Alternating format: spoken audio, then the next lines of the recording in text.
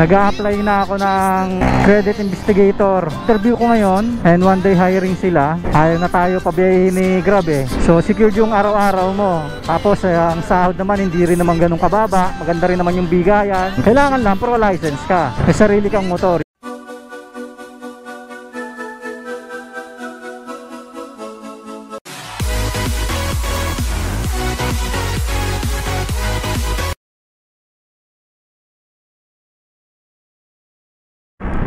Good morning everyone, welcome to B1 Moto. Bali ngayong araw pupunta tayo ng Parañaque sa Sun Valley. Bali babiyahe tayo ng 1 hour and 16 minutes, 32 kilometers. Kasi nag-a-apply na ako ng credit investigator. Actually interview ko ngayon and one day hiring sila.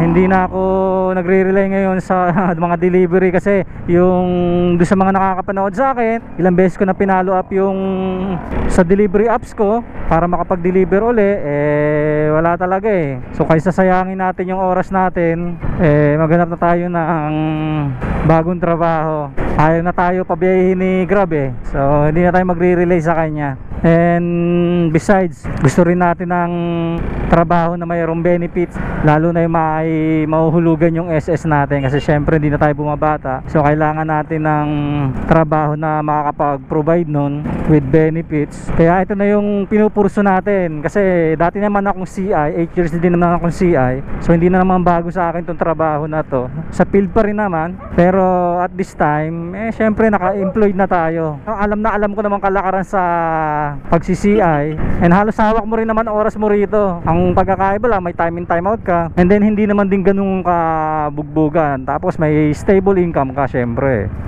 kasi papamasok ka lang araw-araw, meron ka na, tapos plus incentives. So secured yung araw-araw mo. Tapos ang sahod naman hindi rin naman ganun kababa. Maganda rin naman yung bigayan. Tapos merong gas allowance, motorcycle allowance para sa maintenance ng ating mga motor. Ayun, kailangan lang pro license ka and may sarili kang motor. Yun lang naman yun eh. Meron din naman mga ganitong applyan na hindi sila nagre-record ng experience. Sa akin naman wala naman tayo magiging problema sa experience. If gusto nila ng experience, dahil noon pa natin ginagawa to, nagpahinga lang tayo ng mga ilang taon and then bumalik ulit tayo kasi naisip natin na yung mga delivery apps ngayon is tingin ko kikita ka pero hanggang doon na lang yun.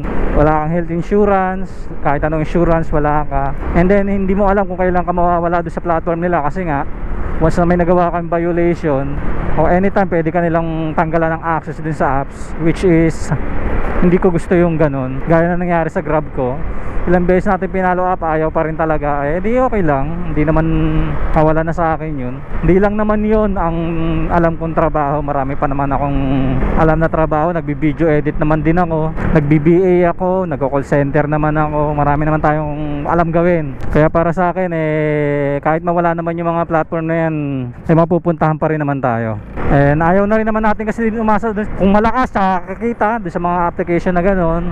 Ayoko na umasa sa mga ganong klaseng kitaan. Gusto ko yung stable talaga. And pwede naman tayo bumiyahe anytime na meron pa naman tayong Lalamove, meron pa naman tayong Food Panda. Anytime na gusto natin bumiyahe, makakabiyahe pa naman ako pero kailangan muna natin ma-secure na may stable job tayo bago natin gawin yun as a sideline na lang. Hindi na advisable ngayon yung mga delivery apps na yan na gawin mong full time. Talo ka dyan, tapos ipagpapalit mo yung trabaho mo as full time tapos magiging delivery rider ka. Negative kayo doon, huwag nyong gagawin yun. Actually kahapon meron din akong interview. Bali nakapasa ako dito sa Palapala ng initial interview and then pumunta ako ng Tanawang, Batangas after nung pumasa ako sa initial interview. Nag final interview ako doon and hihintayin ko yung result within this week kung matatanggap ba tayo. Kaya may mga naka-pending pa naman tayong ina-applyan and naka-schedule kasi ito for today. Kaya pinuntahan ko na rin, sayang din naman kasi if in case na pumagsak tayo doon, meron tayo isa pang option. Pero syempre kung sakali matanggap tayo parehas, mamimili tayo kung saan yung mas maganda, di ba? Ang importante sa akin yung motorcycle allowance, gas allowance, saka yung mga benefits nila na huhulugan yung SS mo, transpo incentives, with incentives pa rin yung mga yan, lalo na sa CI. Bali Bali CI lang talaga gagawin ko, hindi katulad dun sa mga dati kong trabaho na CI collector. Ngayon nakafocus ako sa CI, so mas maganda yung position na ina-applyan ko ngayon. Wala akong iintindihin kundi mag-CI lang na mag-CI. Although na pagka natanggap sa ganitong trabaho, na expected mo na ang takbuhan nila is malalayo, pero okay lang kasi malaki incentive ng mga per CI nila eh. Dati kasi nasa 300 ang per CI, isang CI mo, isang application. Kung makalima ka, di ba? Sa isang araw, tapos yung sahod mo, hindi na masama. Tapos may incentives ka, may commission ka, may bonuses ka, yun. Maraming benepisyo ang pagiging CI.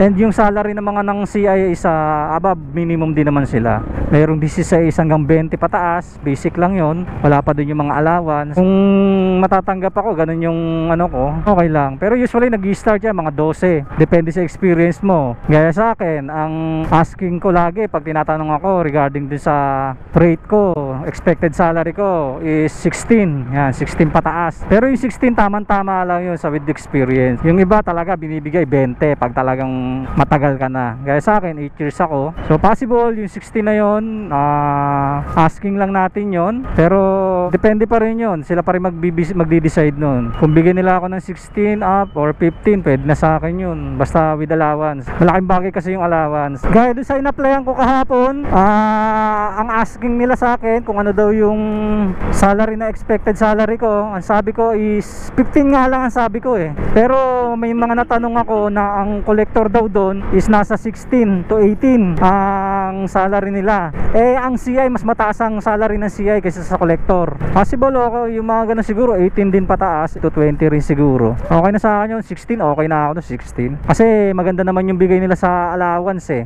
Yung motorcycle allowance nila nasa 3,300 yata. Yun ang pagkakasabi sa akin. Tapos yung gas allowance nila is 3,000. So may additional kang 7,000 monthly. Hindi na masama yun, di ba?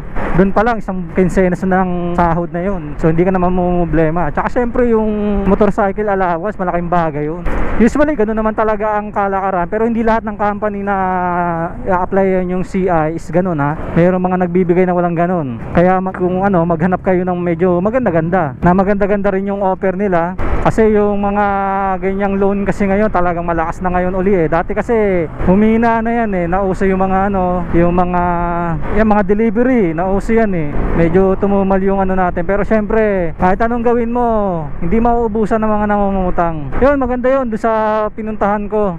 Yung pinag-interviewhan ko kahapon. Tapos itong ina-applyan ko naman is ganun din. Ang offer naman nila is 16 to 20,000 a month, basic. Tapos meron kang gas allowance, meron kang motorcycle allowance. Tapos syempre may 13-month pay, may insurance. And meron silang nakalagay doon na transportation eh. Transportation service provided. Hindi ko alam kung yung magbibigay sila ng motor. Hindi ko sure yun. Hindi ko ganong maintindihan kung sakaling bang may mga event or something lalabas yun. Pero tatanungin natin pagka nag-apply tayo, pagka nandun na tayo. Hindi naman awkward na tanungin sa kanila yun eh once na nandun ka na. Ayan, para bumalik na tayo sa dati nating trabaho kung saan tayo nag-excel dati and kung saan yung talagang may experience tayo. Ito nga applyan ko kasi is parang pagkakaintindi ko is CA siya ng motor. Yan, bali bangko ako mapupunta sa mga financing ng bangko. So magiging CA ako ng bangko. Hindi ko alam kung security bank.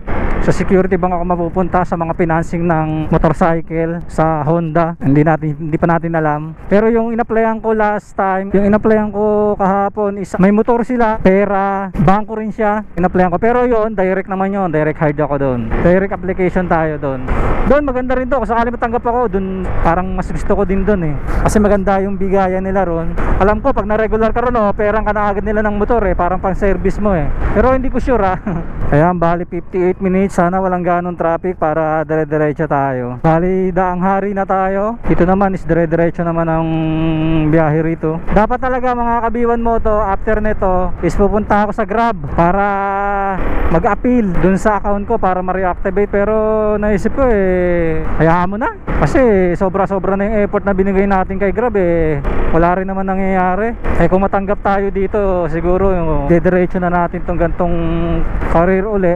We wanna chase the night, wanna dance to the light, pull the stars from the sky, just two hearts running wild.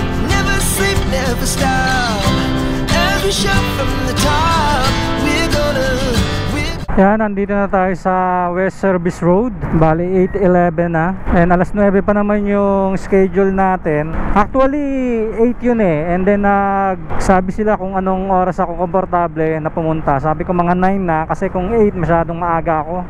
And 8 lang naman din ang bukas nila. So syempre pagdating doon di ka pa naman asikasuhin dahil mag-aayos pa sila. Kaya sabi ko mga 9, at least nakapag-prepare na sila ng isang oras bago pagdating ko, para masikaso na nila agad ako, di ba? 9 kilometers pa, 29 minutes. So medyo malayo-layo pa to mga kabiwan mo to. Ayan, dito na tayo sa Barangay Sun Valley. Malapit na, 2 kilometers na lang. Parang pwede akong dumiretso ng Grab malapit na rito. Titignan natin. Sayang din, nandito na tayo, isang biyahe na lang. Puro subdivision na pala rito, Sun Valley. First time ko kasi pumasok dito eh. Ayan, nandito na tayo. Impresa, sa loob na siya ng subdivisions. Ito.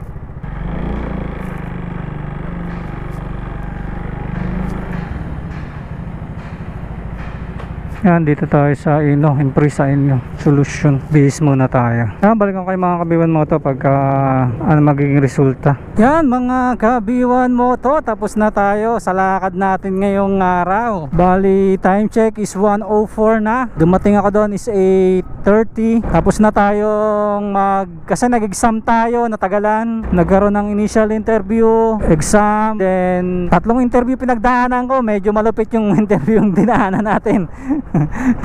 Medyo mahigpit yung pagkaka-verify sa atin. Nakalos na tayo mga kabiwan mo to. So talagang change career na tayo. Siguro bali ang mangyayari nito, magiging full-time CI tayo. Ibig sabihin yung pinaka CI na talaga na pangkalahatan. Hindi tayo katulad ng mga CI na mga kumpanya na isang kumpanya lang tapos CI ka ron. Kunyari sa Motor Central, yun, hindi tayo sa ganun CI. CI tayo sa iba't ibang klaseng bangko. Kung may mga 4CI yung mga bangko, may mga nag-apply ng loan sa kanila, tayo magkakandak ng CI nun. Ang mga usually na clients, yung mga nag-a-apply ng bahay, CCI natin yan.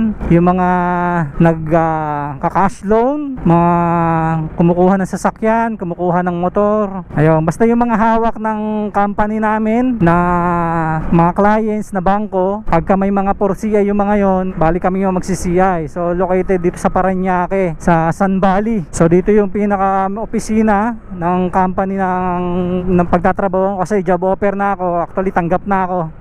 Magre-requirements na lang ako. Magiging full-time CA na tayo. So para sa akin, wala namang problema kasi hindi naman natin kailangan mag-in araw-araw. Sa field, pag nakalabas na ako ng bahay, selfie lang. Sa field, ibig sabihin, naka-in na ako nun. So ganun yung sistema namin dito. I-confirm mo lang na nasa labas ka na. Kunyari, 8 ang pasok mo, dapat 8, nasa labas ka na nasa field ka na. O nasa labas ka na ng bahay nyo. Nag-area ka na. Ganun din sa pag-out, ganun din. Basta tapos mo na yung trabaho mo, hawak na hawak mo ang oras mo, pwede ka umuwi. Tapos lahat ng reports mo ipapasa mo lang through email. So di mo kailangan pumunta ng opisina kung tapos mo na yung CI mo. So magkakanda ka lang ng fully verification. Ayan, pauwi na tayo. Doon sa mga na-discuss ko kanina regarding doon sa sahod, bali ang offer nila sa akin is 16. Tapos hindi pa kasama ang incentives. Tapos meron tayong 3,000 na gas allowance. Tapos meron tayong 3,300 na motorcycle allowance. So bali papatak yun ng 22,300 yung monthly natin dun sa regular na sahod natin, tsaka dun sa allowance lang. So kasama yun dun. Hindi pa kasama yung incentive dun. So labas yung incentive dun. So kung sakaling edi mas mataas pa siguro pag nakaka-claim na tayo ng incentive natin. Ayun, siguro sinuwerte tayo kasi may experience tayo. Bagay, pero tumatanggap naman sila ng kahit walang experience na CI basta pumasa dun sa nila, sa qualification nila. Kaya sa akin okay na yun. So hindi naman jahe yun, hindi ka mag-i-in. Tapos may bayad ka sa motor, may bayad ka sa gas, tapos may incentives pa. Panalo na yun, diba? Tapos may mga benepisyo pa ako. Benefits ako sa SS, PhilHealth, Pag-ibig. And regular yung trabaho ko. Araw-araw ako sa sahod. Ay, araw-araw may sahod ako. Hindi ko kailangan mag-attend ng booking. So mas okay na to kaysa dun sa delivery rider. Hindi ko na kailangan magdala ng bag ng mga rider. So talagang ipa-part-time na lang natin siya. Grabe, napakainit mga kabiwan mo to. Grabe. Para sa akin mga kabiwan mo to, mas okay na yun. Napamalit to, itong trabaho ko na to. pwede naman ako mag-deliver, pwede naman ako mag-video edit. At least may part-time, may stable job na tayo na may benepisyo. Basta ang habol ko lang talaga dito mga ka-B1 Moto is yung magkaroon ako ng benefits, mahulugan yung SS ko. Pero syempre gagawa pa rin tayo ng mga project natin sa video editing. Sa totoo lang, marami akong pending ngayon sa video editing kasi 2 araw na akong nagpupunta sa mga interview. Pangalawang araw to. Meron akong mga nakapending na for i-edit doon sa mga clients ko, pero hindi ko pa nga magawa dahil busy pa. Pero siguro mamayang gabi gagawin ko na, hindi naman ako alis bukas. Requirements lang naman ang yaano ko. Bali po requirements na lang naman ako. Ayun mga ka-B1 Moto, baka manibago kayo. Siguro ang mga i-update ko na netong mga possible na mga upload ko is regarding na sa buhay ng CI, paano mag CI, mga ganyan na yung magiging ano natin, magiging content natin. Pero kahit maging ganon is sana supportahan nyo pa rin ako, yung mga lalo na yung mga rider na delivery rider na nanonood sa akin. Sana kahit na po yung mga CI na yung content natin is supportahan nyo pa rin ako. Pero magdi-deliver tayo pa minsan-minsan. Gaya niya, kunyari napunta ako sa malayo, tapos pag pauwi na ako, edi kukuha tayo ng booking sa Lala Move para hindi sayang, di ba? Hi guys, hanggang dito na lang mga ka-B1 Moto. I hope nagustuhan ninyo ang video natin ngayong araw, and sana naging informative sa inyo ang content natin. And maraming salamat sa inyong suporta. And always remember mga ka-B1 Moto, pray before you ride. Ride safe. God bless. B1 Moto out. Bye-bye.